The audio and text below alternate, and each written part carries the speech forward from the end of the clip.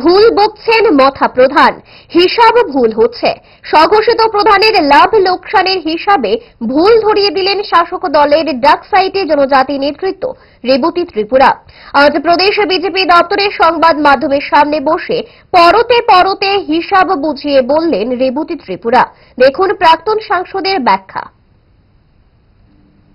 তো বিজেপি আসার পরে যদি সব থেকে বেশি লাভ হয়ে থাকে জনজাতি সাধারণ আম জনতা তো হয়েছে, তার চাইতে সব থেকে বেশি হয়ে থাকলে রাজ পরিবারও, আমি এই কথা আগে বলেছি, আজকে বলছি আপনার প্রশ্নের উত্তরে।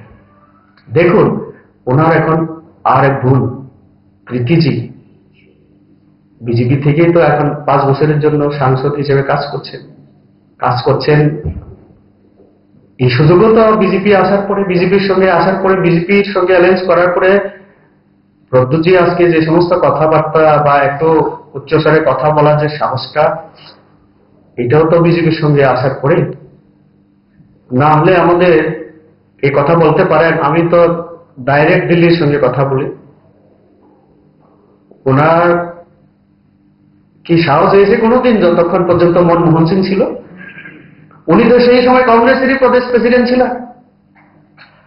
আমার যতটুকু মনে হয়, আমি যদি ভুল না করি, আমাদের বর্তমান মন্ত্রী সুশান্ত চৌধুরী, ওনার সঙ্গে